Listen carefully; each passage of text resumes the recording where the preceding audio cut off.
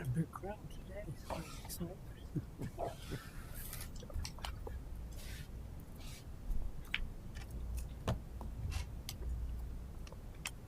What's that? I think so. Are we all ready to go? Okay, the meeting will come to order, please.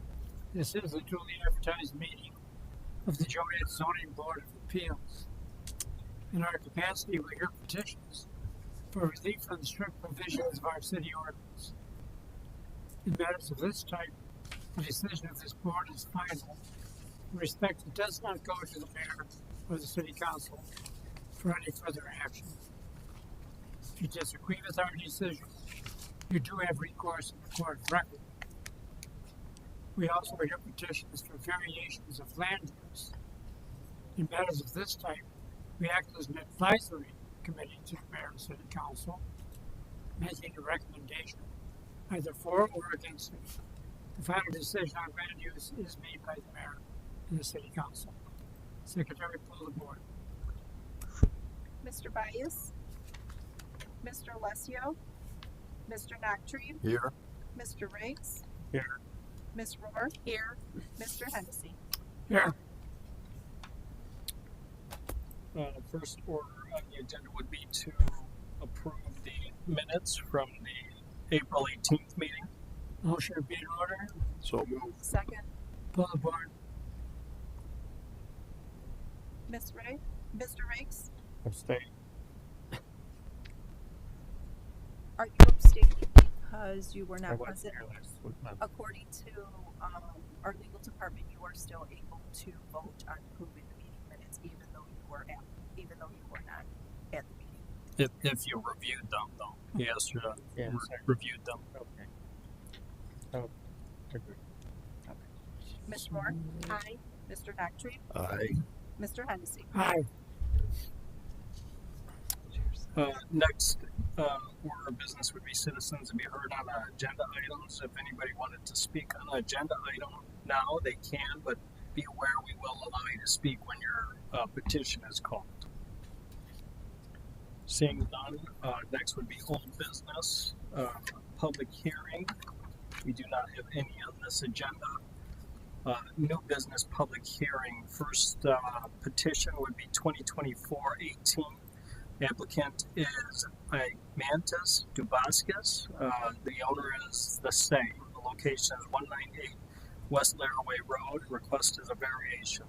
The applicant is requesting a variation to allow a 6-foot high fence in the front yard within the B3 General Business Zoning District for the facility under development at 198 West Laraway Road per zoning ordinance section 47-17.6.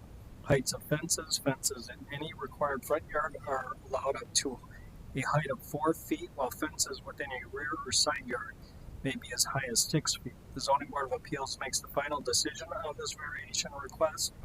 Under site-specific information, the property is 4.85 acres in the Zone B3 General Business District. In February 2022, the City Council approved a special use permit to allow a trucking facility with truck parking, office, sales, and maintenance operations at the subject site. In June 2022, the City Council approved an amendment to the special use permit to include the adjacent lot at 2431 Stone City Drive as part of the trucking facility site. The property is currently under development for this use. Under surrounding zoning, land use, and character, the site is located at the southwest corner of Laraway Road and Stone City Drive. Surrounding zoning and land use includes to the north B3 General Business and its undeveloped County A1 agricultural and residence. To the south is B3 General Business, commercial, Stone City VFW. To the east is B3 General Business, commercial gas station and undeveloped. To the west is I1 light industrial, undeveloped. Under applicable regulations, section 47-17.6 heights of fences and 47-19.8 finding of facts supporting a variation, and you could refer to the attachment for that. Under discussion, the petitioner seeks to install a 6-foot fence around the perimeter of the subject site, which is being developed as a trucking facility with truck and trailer sales. Because the site is on a corner, both the front yard along Laraway Road and the side yard along Stone City Drive are subject to front yard fence requirements. City zoning ordinance limits fences within front yards of residential and commercial districts to 4 feet in height. Therefore, the petitioner must request a variation to increase the fence height from 4 feet to 6 feet in these locations. The site is a central office building with parking for employees, trucks, and sales located around the perimeter.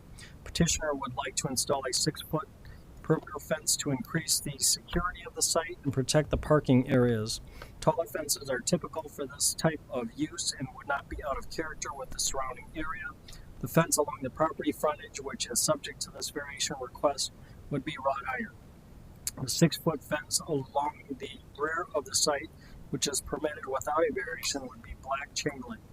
The attached site plan outlines the location of each fence style. The installation of the fence will not affect the required landscaping along Laraway Road and Stone City Drive. Under conditions, we have none, and that concludes our staff report. Petitioner here. Yes. You can come up to the Want to step podium. forward here? I must swear you in. Do you swear the evidence you're about to present to be the truth under penalty of law? True. Yes? Yes. Name and address. A. Montes Dubauskas, address 8501 129th Place, Pillows Park. Okay. Do you have any comments you'd like to make? No. Is there any questions by the board? Comments? Anyone in the audience wish to speak in favor? Anyone opposed? Chair closes the petition and asks the board for discussion on the motion. Motion approved. Second the motion. We have a motion and a second to approve the petition. Call the board, please. Ms. Moore? Aye. Mr. Nactry? Aye. Mr. Riggs? Aye. Mr. Hennessy? Aye. Thank you. Thank you. Next would be petition number 2024-19. The applicant is Philip Soto. The owner is 515 Summit LLC. The location is 515 Summit Street. Request is a variation of use. The under purpose, the applicant is requesting a variation of use to allow a 5-unit residence in an R3 1 and 2 family residential zoning district located at 515 Summit Street. Variation of use request would be considered by the City Council following the recommendation of the Zoning Board of Appeals. Under site-specific information, the property in question is 39,700 square feet in size. The building at 515 Summit Street is a factory complex of 4 connected buildings dating back to 1865, which serve the Scheit and Stevens Brewery. The oldest buildings are the 4-story and 2-story Joliet limestone buildings facing Summit Street, as well as remnants of the Ice House. 4-story building was historically used as the malt house. Complex became Edder's Brewery in 1875. In 1883, Frederick Searing, who owned the Columbia Brewing just across the street at the southwest corner of Bridge and Summit Streets, purchased the brewery complex. After the complex was no longer needed to support brewing operations, various small manufacturing, auto repair, and storage operations have occurred here. According to the petitioner, the rear auto body use will gradually be phased out. The R3 zoning classification has never matched the land use of this property. The property has 2 access driveways that lead from Summit Street to the rear parking areas. The north access driveway is by easement through the property of 302 Stone Street. Complex has non-conforming front yard and north side yard setbacks for a residentially zoned property. Section 47-17.223 non-conforming structures of the zoning ordinance allows pre-existing non-conformities to remain as long as the structures are not enlarged or altered in a way that increases their non-conformity. Under surrounding zoning, land use, and character, the neighborhoods surrounding the property is mostly single-family residences with a few multifamily residences. Land use and zoning for the adjacent properties are as follows. To the north is R2 single-family residential with single-family residence. To the south is R5 high-density multifamily residential, and that's the former office building. To the east is R2, single-family residential, and there's a single-family residence there. To the west is R2, single-family residential with a multi-family residence. Under applicable regulations, we have Section 47-7.1 R3, permitted principal uses, 47-7.8 R3, prohibited uses, 47-7.4 R3, yard and lot requirements, 47-17.28, variation of use, and 47-19.8, finding of facts supporting a variation. You could refer to the attachment for that. Under discussion, the petitioner and a business partner bought the subject property in 2022 with plans to repurpose former brewery complex into a use complementary to the niche hospitality operations at Bishop's Hill Winery, which is located across the street from the subject property at 310 Bridge Street. Petitioner with a different group of investors own and operate Bishop's Hill Winery. Petitioner seeks to redevelop a portion of the complex, the oldest portion of the complex, into a 5-unit residence with the main entrance on Summit Street. Petitioner plans to operate the 5-unit residence as short-term rentals, which he believes would complement the winery.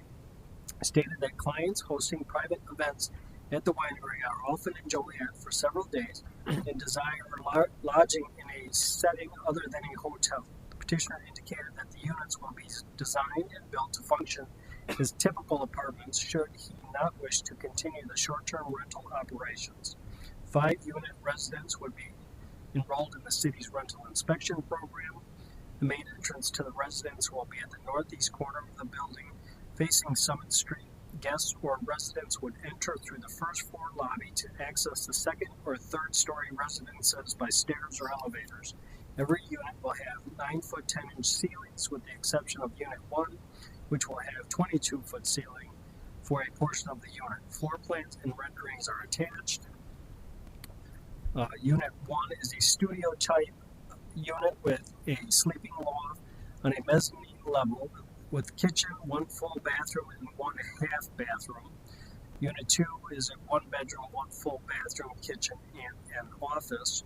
Unit 3 has 1 bedroom, kitchen, and 1 full bathroom. Unit 4 has 1 bedroom, kitchen, 1 full bathroom, and an office.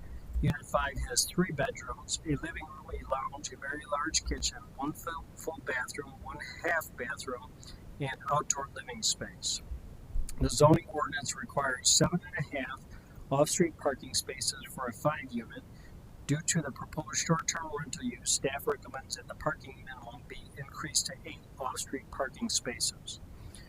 Under conditions, if the zoning board desires to recommend approval of the variation of use, the following conditions would be included. 1, that off-street parking for a minimum of 8 vehicles shall be created prior to a certificate of occupancy being issued. That a service walk connecting the parking area to the main entrance be established prior to certificate of occupancy being issued. 3, that the site plan be submitted to and approved by the engineering division showing circulation, parking, and stormwater drainage. 4, the use of the property shall not be expanded in the future. 5, that the property shall be enrolled in and comply with the city's rental inspection program. And 6, should the property be declared a public nuisance by the city council, the variation of use shall be subject to a rehearing and possible revocation of the variation of use. And that concludes our staff report. Petitioner here. Do you swear the evidence you're about to present to be the truth under penalty of law? Yes. Your name and address. Philip Soto, 2530 West Medill Avenue, Chicago, Illinois. Questions or any comments? No, it's a big building. Okay. Listen, you're referring to these as short-term rentals. Are you renting only to people who are going to be doing business with the winery, or? Well, not just the winery, it's just whoever's in town, people coming from St. Francis, families coming in for weekends. By a short-term rental. I'm sorry. We had a bad problem a couple of years ago with a B&B that we approved. And it ended up just being a boarding house for a bunch of college kids throwing wild parties. How do you control it? You're just going to rent this out overnight? Or? Well, it's 2-night minimum. you know, Do you screen the people that are going to be staying there? as best as we can. I mean, the rental fees are $250 a night for the smallest ones, $750 a night for the larger ones. Full security system with cameras and all that. So So it won't all be related to the wine. no, it's a total different partnership. You know, we're leaving flexibility just in case that doesn't work out when we do long-term rental. We're also looking at the idea of visiting professors from, say, St. Francis who could stay there at a reasonable rate. Yeah, I have no problem with this, but you're telling us that the state was clinics and stuff. What distinguishes this from just say boarding house or being This approval, you know, it's different than a boarding house. They have separate bathrooms and kitchen facilities. They're not sharing facilities like that. A boarding house just has rooms and they share bathrooms and showers and so forth. These are more. I just don't like I think it's too much, just want to talk about party. Yeah, I mean, like Phil said, I think they'll do their best in screening. This is, you know, whenever you rent, there's always a possibility of a renter, but you know, it's not like the partners couldn't, you know, get them out of the unit if they continue to be bad, you know. And we have the condition in there that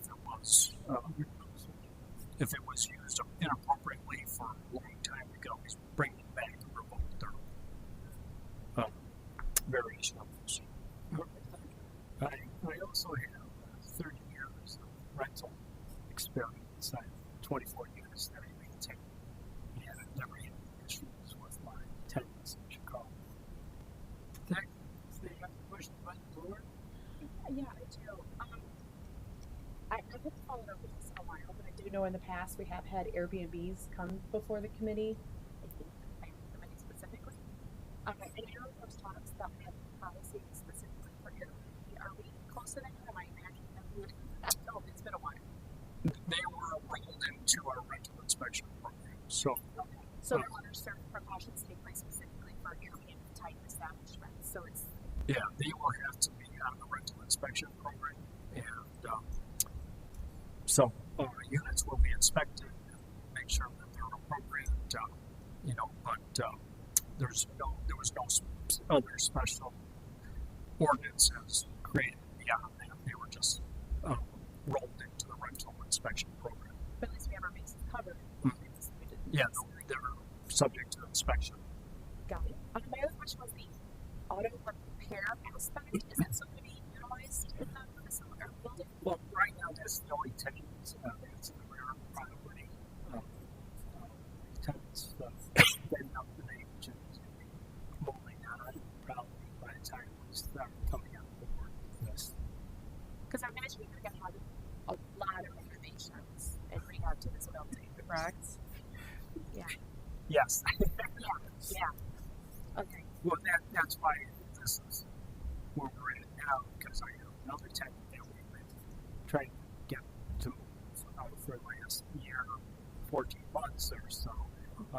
But he's been there 30 years, so we've been trying to, be lenient with him. But he's using the first floor of the building upstairs with the propose on doing the rentals and kind of has them out first. Well, that's my thought. Yeah. That's my thought is looking at this. It seems like a problematic business plan to have it like an auto shop or somebody working on auto stuff and an Airbnb type atmosphere together. So I need to hear your thoughts on that. Yeah, the one aspect of it is the outside of the building. It's not even part of the original building. We're just looking at utilizing the original building from 1865. Because I see the plans here, it still shows the garage and all that. So do you continue? Are you planning on continue for this purpose long after the tenant's gone? Once the tenant's gone, we be looking for other businesses to move in to some of the spaces. One of the things that we're also interested in doing, but we're not going forward right now, is a hydroponic farming. So we'd be able to have vegetables growing throughout the year in the space. Okay. The only thing that strikes me is because I'm very excited. I drive this all the time, and I've gone to the winery, and I love going there. Thank you. And this looks absolutely beautiful. And really, honestly, my only concern is mixing residential with business component, because I know if I was going to be doing an Airbnb or short-term rental somewhere, I would be nervous about, or not necessarily nervous, but trying to take away that, feel of an Airbnb if there's a business, especially if there's parked cars outside. Because like right now, you can see the overhead pictures. It's very chaotic outside. Well, so if it continued like that, I would never rent a place. All the units face the summit, the back part of the building. There's no view of anything, and below the residential it's just part of the building, the rental building. So you're not going to have on there. And the automotive is pretty much closes at 5, so it's not like there's any noises. Any other questions? You'll be advertising this in the same place that they advertise Airbnbs and short-term motels and so forth, right? Yes. Anybody in the audience wish to speak in favor? Anyone opposed? Chair closes the petition. Ask the board for discussion. Any motion? I move we approve. We have a second. I second. We have a motion second to approve the petition. Vote to board. Mr. Doctrine? Aye. Mr. Riggs? Aye. Ms. Rohr? Aye. Mr. Hennessy? Yeah, that was the old house of former Mayor of Joliet, Mr. Sarah. We used to play those lots of runs together, which is before most of you were most. That was Like we're not, we should love it. I think it's a nice project. you were way there in 1872, was that? 65. Okay. Avoid That will go to City Council for final recommendation on June 17th and 18th. Next, we have 2024-20. That petition was withdrawn for 1611, 1621 Workers Court, especially used for the truck repair facility there. The applicant withdrew that petition. Next would be new business, not for final action or recommendation. We have none. After that, we would have public comments. Anybody wanting to speak on a non-agenda item can speak for 4 minutes now if they would like. Seeing none, next would be adjournment. motion to adjourn. In order, So, all in favor, signify by saying aye. Aye. Opposed? Continue to adjourn. Thank you.